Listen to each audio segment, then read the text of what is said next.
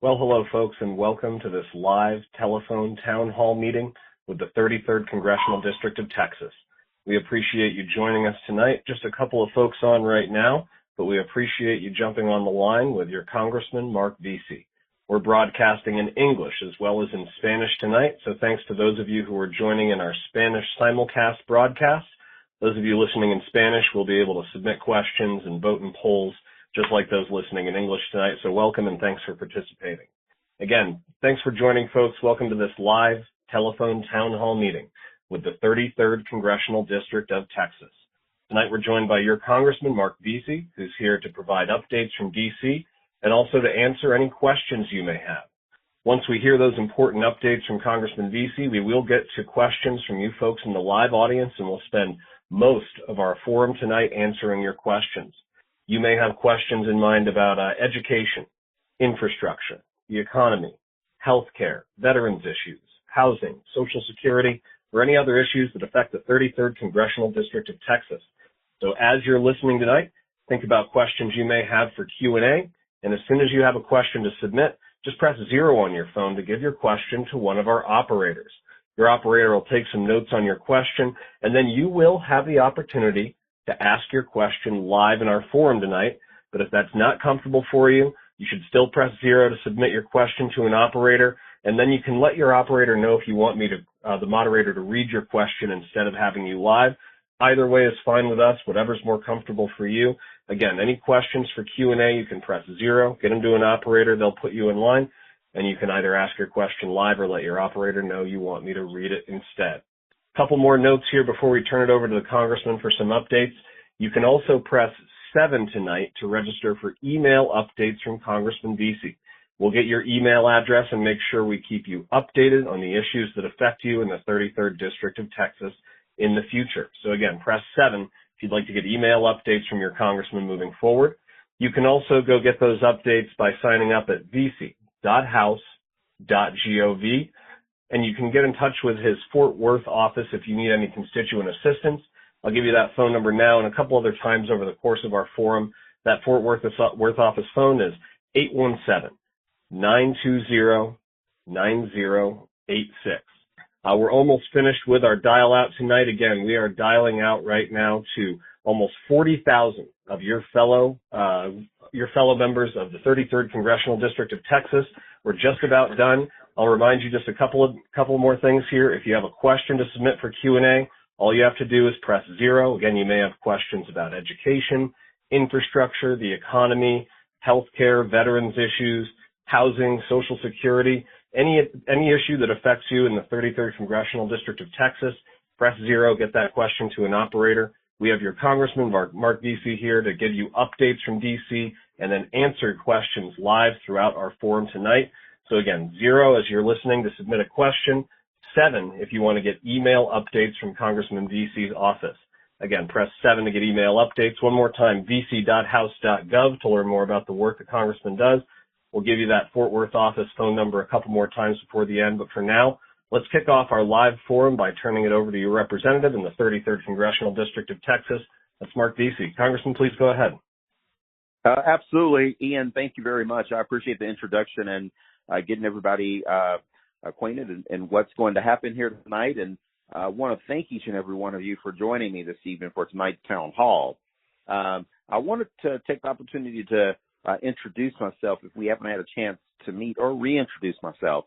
We have lots of new constituents in the 33rd Congressional District. As of January the 3rd, 2023, earlier this year, we are now running under new congressional lines. So we all 30 plus districts in Texas have changed, and so I'm glad to just take the time to meet everybody.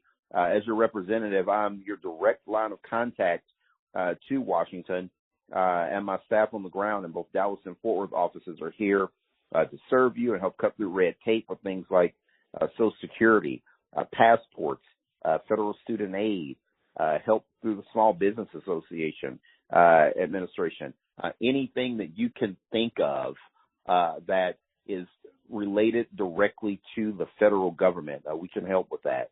And as you know, I was just reelected to my 6th term. and we're in the 118th Congress. And this Congress, I'm serving on the Energy and Commerce Committee and the Armed Services Committee.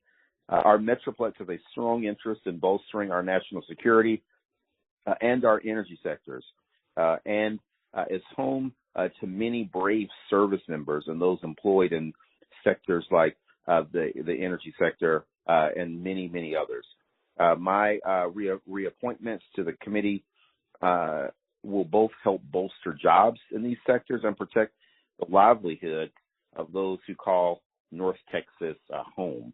And before I open it up to questions, I just wanted to give everybody a quick legislative update of what we achieved the past 2 years and what lies ahead of us with Republicans being back in the majority of the House. The democratically controlled Congress, alongside President Biden, passed huge, monumental pieces of legislation in both 2021 and 22 that are helping the American people every day. And here are just a few pieces of what we did. We passed the American Rescue Plan. That's legislation that got vaccines into people's arms, put workers back in their jobs, money in people's pockets, put our kids back in school, helped keep a lot of our small businesses open. We also passed the bipartisan infrastructure law to help rebuild roads and bridges, replace lead pipes, and create really good paying jobs that pay good money. We passed the bipartisan Safer Communities Act, the first gun violence prevention bill that we've passed in 3 decades that will help protect America's kids and keep our schools safe and reduce the threat of violence in our country. We also passed the Inflation Reduction Act, a legislation that's going to lower costs for families, help clean our environment, reduce the deficit, and ensure that billionaires pay their taxes. And then also the PACT Act, comprehensive bipartisan legislation that makes good on our promises by addressing the full gamut of issues impacting toxic exposed veterans, access to earned benefits and care. You've heard President Biden talk a lot about the burn pits. And the CHIPS and Science Act, a powerful bipartisan investment in lowering costs for American families and end our dependence on foreign manufacturers and instead of American-made semiconductors, and turbocharge American research and development. I have also had the privilege of securing over $43 million the past 2 years, over $43 million these past 2 years in bipartisan government spending packages that are going to directly benefit the Metroplex. For instance, we were able to get a YMCA reopened soon here because of money that I requested to get that facility reopened again. The money that I've secured in community funding projects are going to help economic development, improve infrastructure, bolster access to health care, and so much more. And as we continue to ramp up the 118th, I'm going to continue to be laser focused on making sure that we deliver results for our community. And that means working across the aisle with Republicans, especially in the North Texas area, to make sure that we achieve common sense goals. We want to do things together like better our kids' education, fix our infrastructure here in the North Texas area, and helping families access good paying jobs. I remain committed to working with the other side to address these issues. And we also need to fix our broken immigration system because focusing on passing immigration reform will help address problems like the labor shortage that we have here in the U.S. And immigration keeps us competitive, helps adequately fund important programs like Social Security, and given the state of the economy, it can ease the supply chain and inflationary pressures as well. That is one of the reasons why I'm committed to working with my colleagues here again on both sides to address these issues head on. Again, I just want to take the time to thank everybody for attending this town hall tonight. I look forward to serving you in Congress and to keep you updated on what my team and I are doing to deliver results and help Texas 33 thrive. And with that, Ian, I have concluded my opening remarks, and I'm ready to open it up for some questions.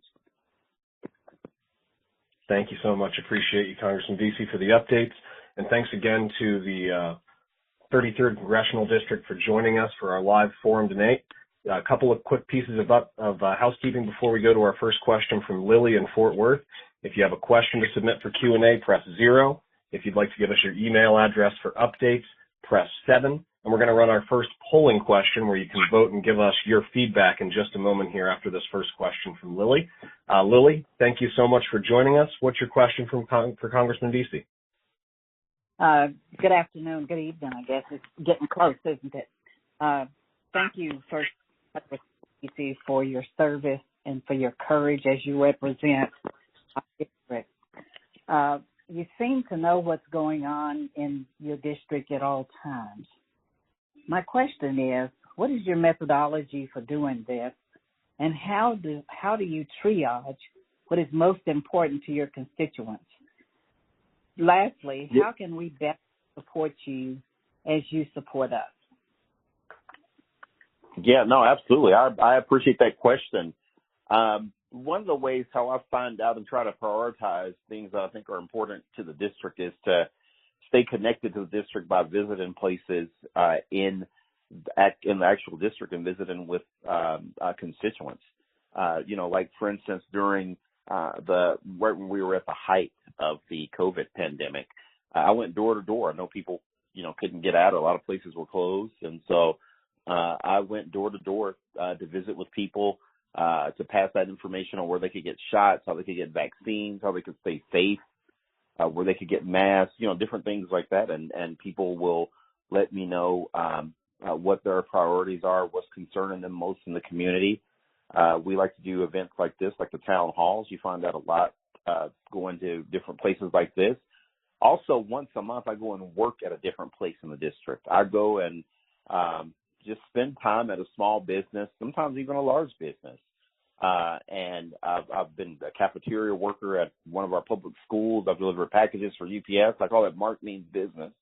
And I go and work at all these different places. And you learn a lot working side by side with workers that actually live in your district and people that own businesses in your district and supervise workers in your district. And so it's been a great experience for me. And those are just a few of the things that I try to do to make sure that I'm staying in touch.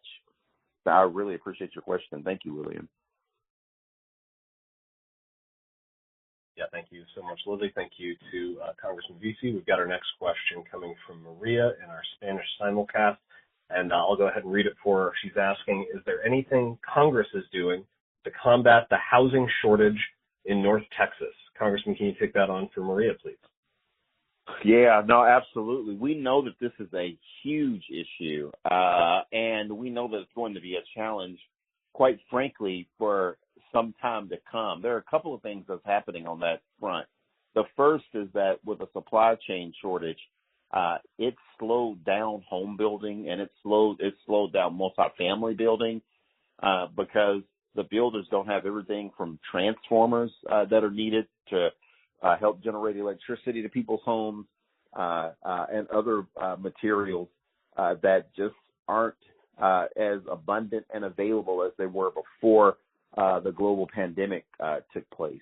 And then just the sheer number of people that continue to move to the Dallas-Fort Worth Metroplex, one of the fastest growing regions in the area. We're starting to see a lot of scarcity in housing, again, not as available and being quickly built as it has been in the past. It's put upward pressure on housing. And a lot of our agencies that cater to lower income families, like a lot of our housing authorities in Dallas counties and Tarrant counties, they have a backlog of vouchers that are available to help low income families be able to keep these rent costs under control. And so we're doing everything that we can to try and help people, and speed this process up some more. But it's definitely something that we need to continue to work on, because the problem is not going to get better anytime soon, especially with the number of people that are moving here on a pretty frequent basis. Thank you very much. Yeah, appreciate you. Thank you, Congressman. Thank you to Maria. And we're going to go back to the phones next year. We've got Geoffrey, then Artia, and Diane in line. And thank you to everybody who's submitting questions. Let's go to Geoffrey in Grand Prairie here next. Geoffrey, we got you on the line? All right, yes. Go ahead with your question, please, sir. I would like to know, by the way, thank you for doing this. I attend most of them. Yeah, absolutely. Yep. Well, thank you for being on. You know, it sounds like he might have gotten disconnected there. Let me go ahead and read the question he gave to our operators. I think he might have hung himself up. He's asking, what are you doing about the Republicans in the House now that they are trying to get rid of our democracy? That one's from Geoffrey in Grand Prairie.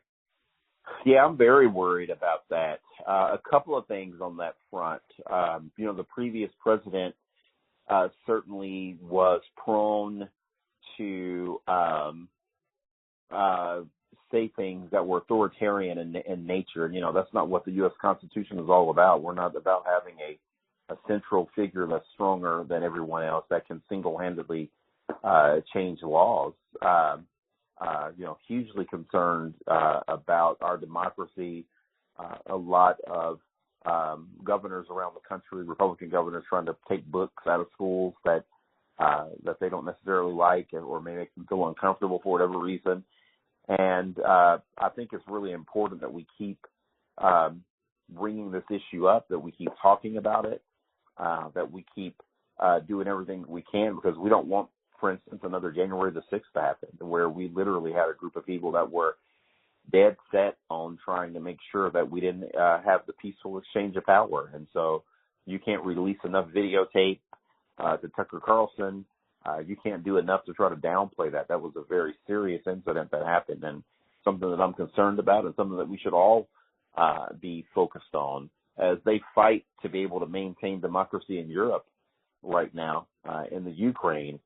We shouldn't take it for granted that we're always going to have democracy here.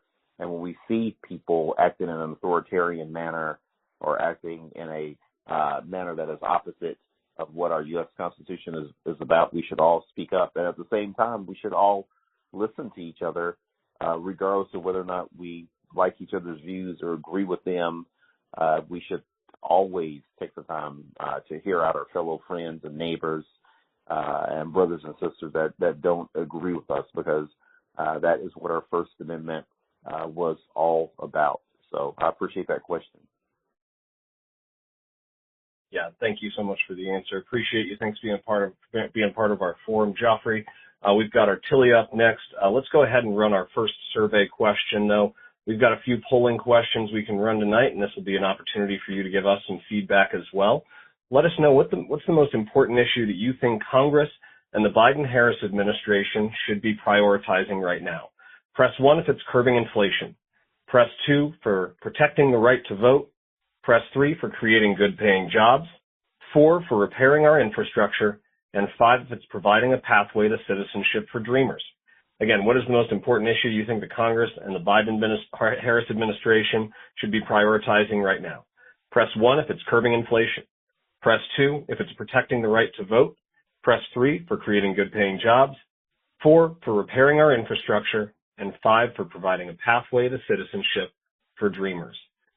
Thanks for voting in that poll. We've got a couple more behind it, so go ahead and get ready to vote in those for now. Let's go to our next live question. Comes to us from Artilia. Artia, go ahead. You're live on the line with Congressman Veasey.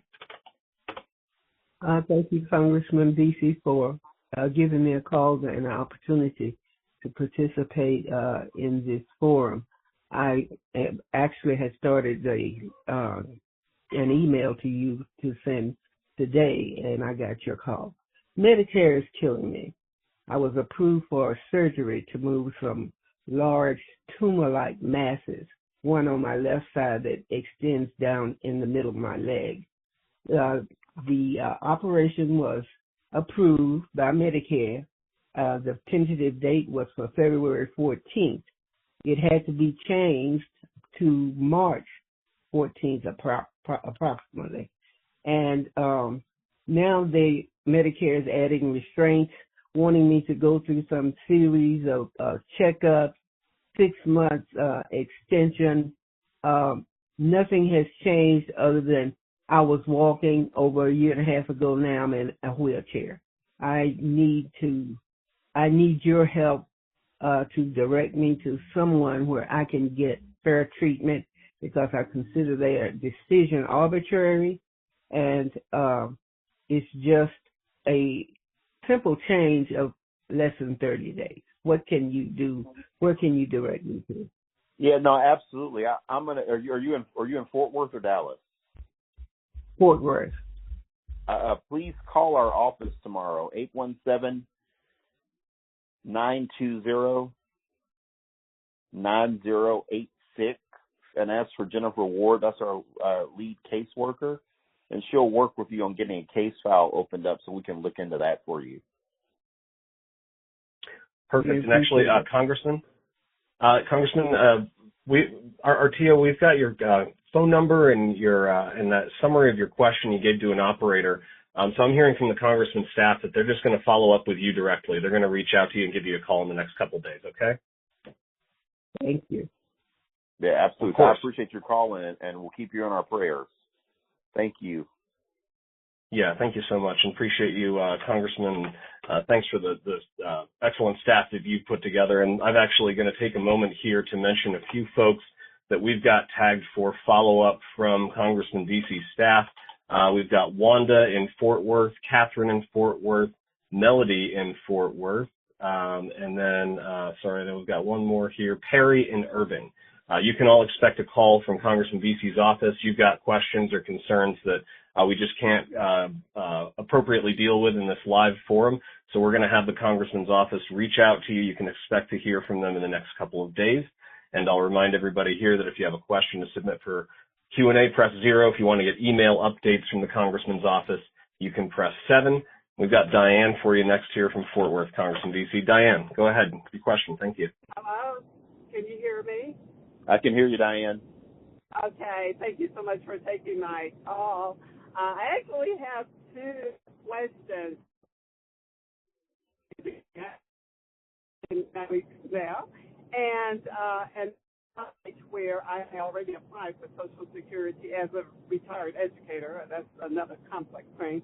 I want to know just why is Social Security so complicated? I have and what I don't have. I really don't know. Secondly, as I'm facing retirement too, I am concerned that I do have considerable student loans left. Now, this loan is from a doctorate that I earned, necessary for my job, a doctorate. And so it kind of seems wrong that a person is facing retirement and still has student loans. Now, granted, this is a post-secondary degree, but I'm just wondering if any consideration is even given to maybe educators, those of us who are working in positions, in fields where we really have to have these advanced degrees, and where we are working also in positions that are really hard to fill, very much hard to fill. I'm a special educator. And so that's my question. Is any consideration given to support or any help with these student loans at retirement for those of us that are retiring with these massive amounts of loans? Bachelor's degree, all the rest of it is paid off, just the doctorate that isn't paid. So I'll listen to your answer. Thank you so much. Yeah, no, absolutely. Thank you for your call, and thank you for educating our children. Really appreciate that. I know that is a serious endeavor and an important one for the strength of our country. To your first question, I believe you had asked, it was kind of breaking up, but I think that you were asking about Social Security and your maybe the benefit for her being a teacher, how they sort of conflict with each other. Was that her question in the very first one? Yeah, Diane, can you clarify that for us? You were asking why is the Social Security so complicated to get started with? Was that your question? I don't know if you can hear me. I am driving, but yeah, I can hear you now. Yeah, you were breaking up a little bit earlier. That was the question. Right. Yes, it's very complex. You apply here, and then it's just one circular mess, really. So. Yeah, no, absolutely. Well, and depending on the circumstances, a lot of our teachers aren't eligible for Social Security, and that's an issue that I hear from a lot of school teachers on. The teachers have their own pensions, and so a lot of them were unfortunately have to opt out of being able to get both of those drawdowns. But it can be complicated, and when you're having trouble with the Social Security Administration, I want to urge people to again reach out to our office. We have an office in Dallas, one in Fort Worth. The Dallas office is 214-741-1387, and Fort Worth is 817-920-9086.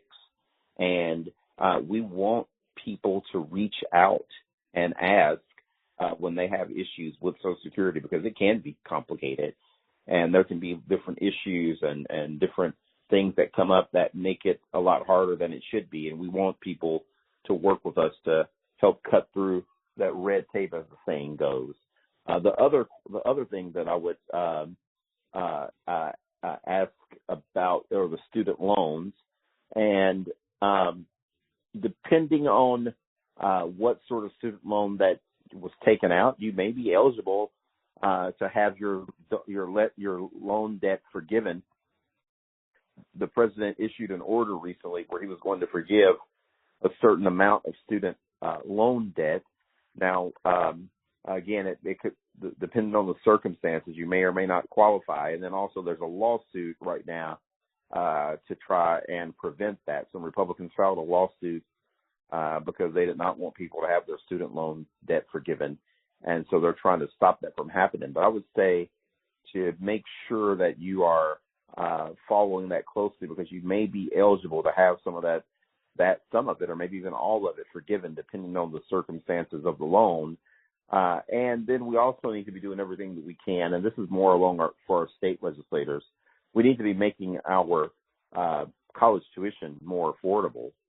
It's just gotten to the point to where it's just become so ridiculously high that people end up incurring all kinds of debt before they graduate from college, whether it's undergrad or graduate degree work. And we just need to figure out ways how we can make it more affordable to people, and look for different programs. Like, for instance, depending on where you teach, you may be eligible to have a certain percentage of your student debt, written off by the government. Again, depending on where you happen to, teach at. So please keep up with different avenues like that, different programs like that may help with some debt forgiveness, because there are circumstances that will allow for people to take advantage of those types of programs. And I appreciate your question. Appreciate that. Thank you again, Congressman Veasey. And thank you to Diane in Fort Worth, as the Congressman said, for the work you do for children. And thanks for your questions and being part of our forum tonight. Because we're still talking about getting assistance from the Congressman's office, I do want to remind you how you can do that. A few more folks have been tagged for follow-up: Melody in Fort Worth, Mary in Fort Worth, Yolanda in Fort Worth, and Phyllis in Forest Hill. You can all expect calls from Congressman Veasey's office, and then if somebody out there needs to get in touch with the Congressman's office directly, remember you can call.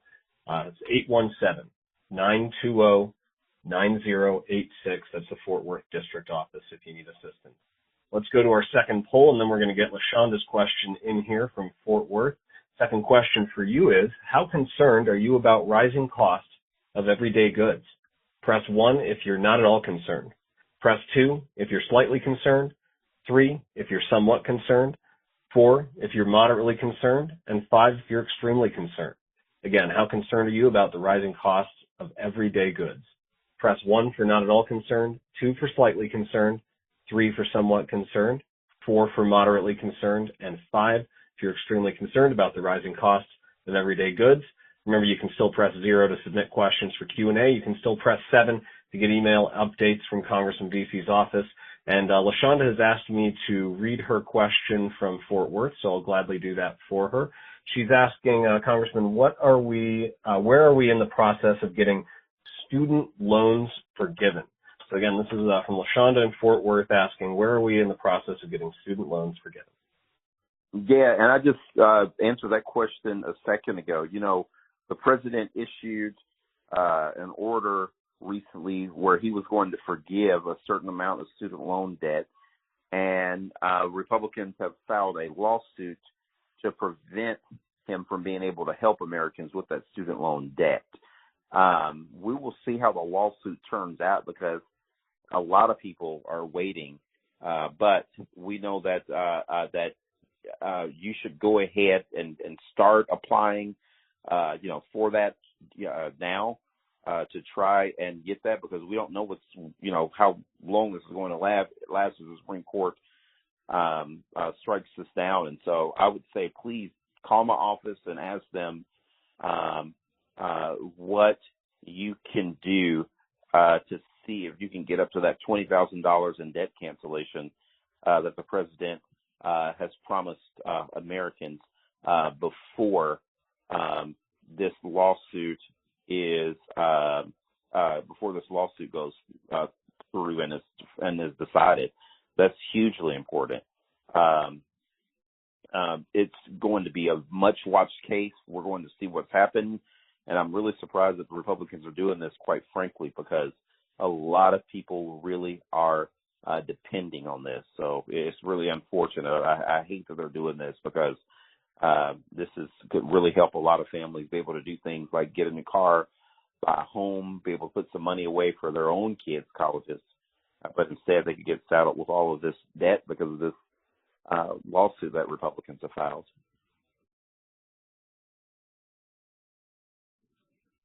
All right. Thank you so much, Congressman. Appreciate that answer. And thank you again for the question from LaShonda. We are going to go to a couple of twin questions. I'm going to read them at the same time here. We've got one of them from Jordan in Fort Worth who asks, do you think Congress has done enough to curb gun violence? And then we've got Anna in Fort Worth who says, I'm a high school student. I'm concerned with school shootings. Are there any initiatives or bills to help prevent these from happening? So again, Congressman, that's from Jordan, and separately from Anna, a high school student in Fort Worth, if you could take on that issue for us. Yeah, no, absolutely. And before I jump on that too, I just want to, on this whole student loan forgiveness issue, ask if your job also has public service loan forgiveness programs. A lot of jobs, particularly government jobs, 501c3 nonprofit jobs, they may have programs that help with loan forgiveness. Again, I talked about the teachers. There is a loan repayment program for people that were nurses that get up to 85% of their student loan debt forgiven. Again, I mentioned for teachers and for lawyers in Texas who work for legal aid programs, they may be able to get some of their law school loans forgiven.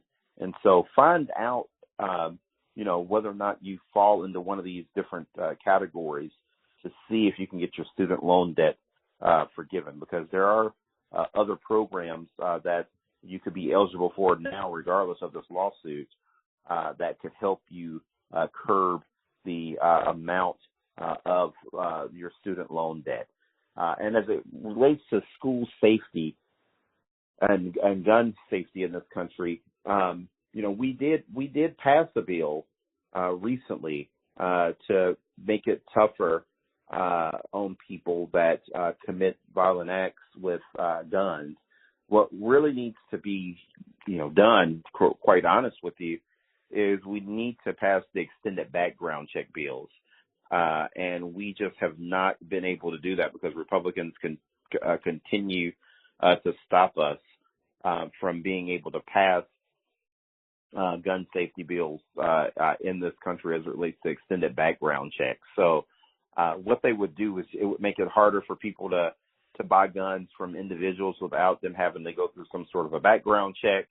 Would make it to where people couldn't be given a gun if they didn't pass the background check. The guy that killed all of the people in the church in Charleston, South Carolina, he was able to give a gun even though he was not 100% cleared for the background check. And so we just want to close some of those loopholes, not trying to prevent anyone from getting a gun. We just want to make it harder for bad guys to be able to get a gun. And that's what is hugely important. It shouldn't be this hard. It shouldn't be this political. But unfortunately, it has. And we want to continue to make it harder because a lot of the shootings that we've seen, not all of them, but some of the shootings that we've seen certainly could have been prevented had we passed some of the bills that have been discussed before that Republicans just won't let through. So I appreciate appreciate your question, and the current package that was passed that I mentioned to a little bit earlier. I just want to touch on that very, very quickly. We gave money to states to help them manage red flag programs and be able to do things like pay for crisis intervention programs, mental health programs, drug and veterans courts. And so we were able to get that passed, and that was really huge. But again, we have a long way to go. We really need to get those background check bills passed. Thank you. Thank you, Congressman Veasey. Thank you for the questions from Jordan, Anna, and I saw your question there, Judy. Glad we could take on that issue for the three of you. We're going to go to our next question right away, coming to us from Taffa. Hey, Taffa, welcome from Irving. What's your question for Congressman Veasey? Yeah, I just wanted to know if they're going to cut Social Security. I'm sorry, what was the question? My question was, I heard that they're going to cut Social Security. Do they going to cut Social Security? No, we're not. No, there's not going to be any cuts to Social Security. Under Democrats, there was actually a raise in Social Security, but we are not going to cut Social Security at all. There are some people that would like to cut it. You probably have heard it mentioned about, people like Republican Senator Rick Scott in Florida that has said that he wants to cut Social Security and Medicare. But Democrats are going to fight hard to make sure that sort of Senate action and that sort of House action from Republicans never take place. But there are certainly people that would like to cut it, but it's not going to. There aren't going to be any cuts to it. I appreciate your question. Yeah, thank you. Thank you, Taffa, for calling in. Let's go to our next one from Deborah. Deborah, thanks for joining us. What's your question? Hi, thank you for taking my call. I grew up hearing stories of my grandparents, how they sacrificed to pay poll taxes so that they could vote. And it doesn't seem like it was that long ago where they were talking about this. So recently I'm hearing lots of changes going on about our voting rights and the ability to vote, and there's an effort to stop and suppress the vote. Can you tell me what efforts you and the other Democrats are doing to pass comprehensive voting rights such as the John Lewis Voting Rights Act?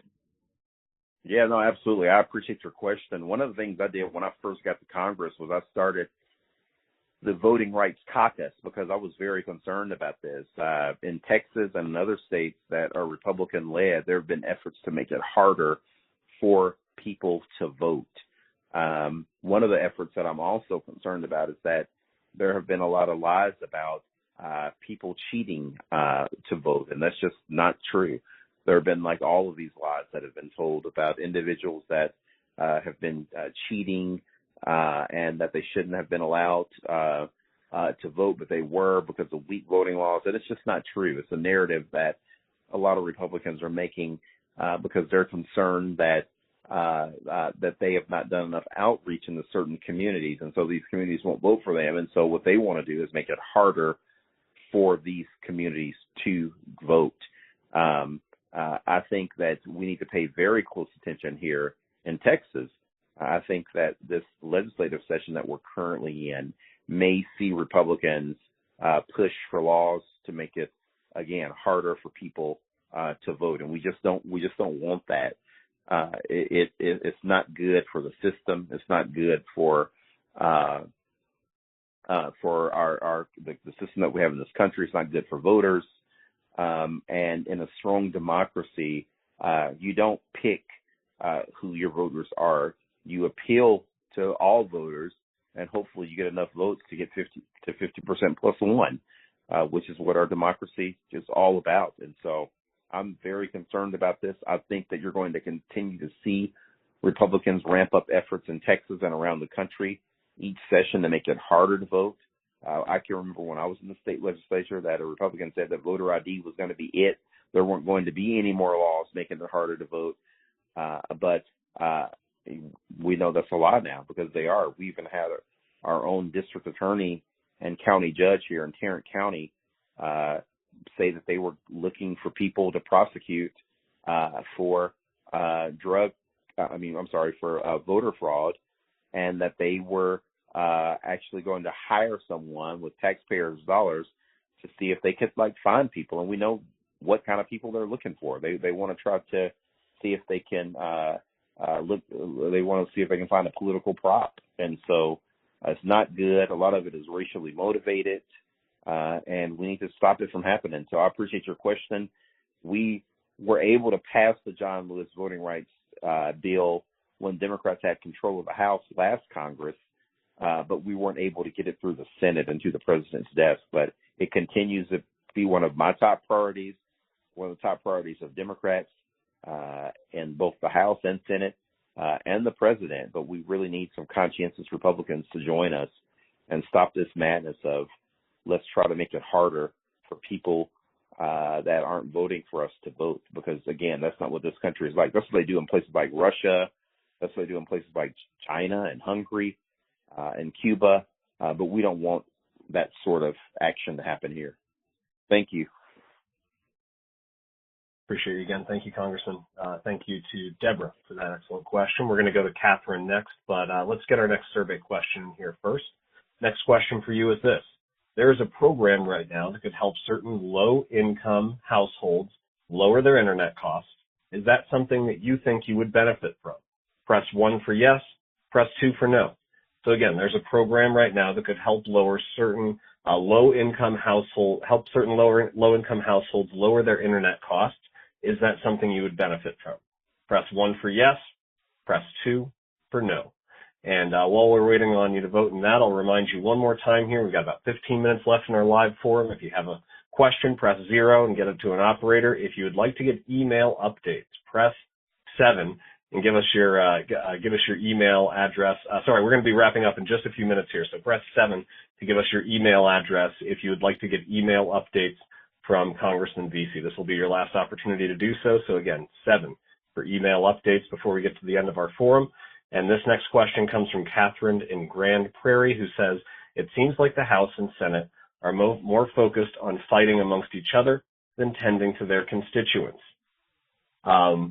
What is it going to take to get both sides of the aisle to work together and put the focus back on the people? And that question, Congressman, comes from Catherine in Grand Prairie. Yeah, no, I appreciate Catherine's question. Yeah, it's a big concern. We need for the Congress to work together. We need to get back to a time to where everything isn't so partisan and so national. And we actually need to have some disagreements on things based like geography and local jobs and how our local areas and states are unique from one another, and not always based on what we hear on national network cable news and platforms like Fox. I mean, we need to try and work together for the common good on things like Social Security, Medicare, lowering prescription drugs, and unfortunately, it's just not happening because things have gotten so partisan. And so what I would say is that everyone out there should have an expectation from their member of Congress that they're out there working hard, that they're not, trying to say disruptive things so they can get more likes on Twitter and more likes on Instagram and Facebook, but that they're actually working to help make their communities better. And I think that if we put more of an emphasis on that and we get away from so much of this being how much attention someone's going to get if they, act a certain way on television or on social media, then I think it would help really clean up the process a lot. I think we also need fair district lines. I think that when we do reapportionment, redistricting every 10 years, that when you give everybody a very Democratic district or everybody a very Republican district, and then there are only a handful of districts under consideration for on who is going to control the House and who's going to be in the majority, then it makes it a lot tougher for us to reach bipartisan consensus on things. If we had a larger group of members that it hinged on whether or not they got reelected in the general election and not their primary, then that would be a better product for the American people. Right now, there's a lot of performing arts that take place to make sure that one can win their primary, and we need for it to be less of a focus on primaries in this country and more of a focus on general elections. Thank you. Appreciate you, Congressman. Thank you again. We are going to have time for another question in just a moment. We've got one more poll. We've got another question that I'll remind folks how they can get in touch with the Congressman's office. Next survey question for you is this. Do you believe the COVID-19 pandemic is finally over? Press 1 for yes and press 2 for no. Again, do you believe the COVID-19 pandemic is finally over? Press 1 for yes and 2 for no. And thanks to those of you who pressed 7 to get email updates from the Congressman's office. See, there's a bit of a backlog there. We'll be with you in the next couple minutes to get that email address for you so we can keep you updated moving forward. And Congressman, the next question comes to us from Terry in Fort Worth. Terry, you're live. Go ahead. Yes. Mike Veasey, I wanted to know, I was curious about the same thing about one of the ladies that spoke on was our Social Security. I'm real concerned about that. And then, Terry, you also mentioned the SNAP program. Yeah, that too. And my mom, she's 94, and I'm 62, and me and her the only one here. And we having a hard time, man. Yes, sir. Yeah. To lose our Social Security. Yeah, no, absolutely. It is again, we're not going to lose Social Security. There are going to be a lot of Republicans like Rick Scott that want to cut Social Security. They're going to say that they're trying to reform it, but what they're really trying to do is cut it. And we're going to stop them from doing that. We need to actually give a much bigger increase for Social Security recipients and make the cost of living increases more common, and look for ways that we can bolster the program and not cut it. And when it comes to SNAP, one of the things that I'm urging everyone to watch closely for this upcoming 118th Congress is that SNAP, also known as the food stamp program, is going to be up for reauthorization under the Farm Bill. There's going to be a huge Farm Bill that Congress is going to debate. It's going to come out of the Agriculture Committee. I'm not on that committee, but we'll hopefully have a chance to reauthorize this bill. There have been a lot of Republicans that are trying to pull the SNAP program out of the Farm Bill, and they want to vote for it standalone. But no one is for that. Not even a lot of their supporters that are in the grocery and agriculture business. Many of them are Republicans. They have asked that the program not be pulled out of there. We need to make sure that we can continue to get SNAP to low-income families so they can buy fresh fruits and vegetables and food to put on the tables for themselves and their families. And so we're going to be fighting any attempt to kill the SNAP program or to pull it out of the Farm Bill. That would make it a lot harder to pass, because we don't need to do that. It would be bad for agriculture. It would be bad for our grocery stores. It would be bad for consumers. It would be bad for children. And it would just be a losing proposition for everybody. So I appreciate your question. Thanks again, Congressman. And that will be the last question we have time for. Thanks to Terry in Fort Worth. Folks, we're going to start wrapping it up here. I'm going to turn it over to Congressman Veasey to give some closing thoughts in a moment here. But if you need additional assistance from the Congressman's office, remember that you can reach out to his Fort Worth office. That phone number one more time, 817-920-9086. Or you can stay on the line as we wrap up this call. By staying on the line, you'll automatically go to our voicemail system, and then you can leave a voicemail with your name, your phone number, and whatever issue or concern that you have and you need assistance with. And, of course, we already mentioned quite a few folks will get a call from the Congressman's office in the next couple of days, so you can expect some outreach. And with that, Congressman, I will turn it back over to you to take us to the close. Absolutely, Ian. Thank you very much. And, again, want to thank everybody for taking the time to participate in this town hall meeting. As Democrats, this 118th Congress, we are committed to elevating people over politics. We want people over politics. And one of the areas that you're going to hear a lot about that we didn't touch on tonight is the debt ceiling. We have to raise the debt ceiling. It's never been an issue raising the debt ceiling until President Obama became president, and then the Republicans made a big deal about it. It wasn't an issue for Trump.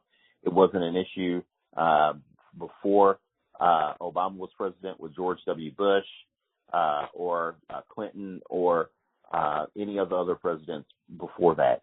It became a really big issue, and if we don't pass it, it's going to be catastrophic for our economy and for our savings and for a lot of the programs that are very important. But just from our very own personal savings and our investments that we have, it's going to be devastating. And so we can't afford to not raise the debt ceiling. We have to be able to do that. We have committed over $3 trillion, and we're trying to do everything that we can to make sure that what we've already spent that is paid for, and we have to. And if we don't do that, and we default on our debt, it's going to be absolutely devastating. We just can't afford for that to happen. So please keep watching that and let us know when you have questions along those lines. If you would like for me to attend any events in the district, you can call both of our district offices in Dallas and in Fort Worth. We have a scheduler, Melissa Alfaro, that runs both of those offices for me. And if you send her an email or call the office to let us know about various events that are happening in the district, we are more than happy to make sure that I try and make as many events as I can. And when I can't, we have staff in both the Dallas and Fort Worth offices that can attend events on my behalf. We want our young people to sign up for the military academy. And so we've already had our selection process for this upcoming class in the West Point, the Naval Academy, and the Air Force Academy. But please get our young people to apply to be a part of those programs. The other thing that I would tell you is that if you have any issues with the federal government, again, Social Security, Medicare, immigration, any of those things, please reach out to our office and let us know how we can be helpful when it comes to helping you cut through some of this red tape. You'll have to sign a privacy release form, and that will be it. So please reach out to the office. And I would also just want to close again by saying thank you for being on. I'm committed to making sure, even with the Democratic Party in the minority, I am committed to making sure that we have a productive Congress. I want to work on the other side of the aisle. I want to work to get things passed. I want to work to strengthen Social Security, to strengthen Medicare, to strengthen a lot of these programs out here that are helping families. We want to make our schools stronger. We want to create more jobs.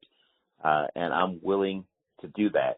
If it comes to any cuts to Social Security or Medicare, I'm never going to work with the Republicans on anything like that, and we'll always fight them on things like that because that's not necessary. We should be working together in a bipartisan way to do things like strengthen our Social Security, create safer schools for our kids.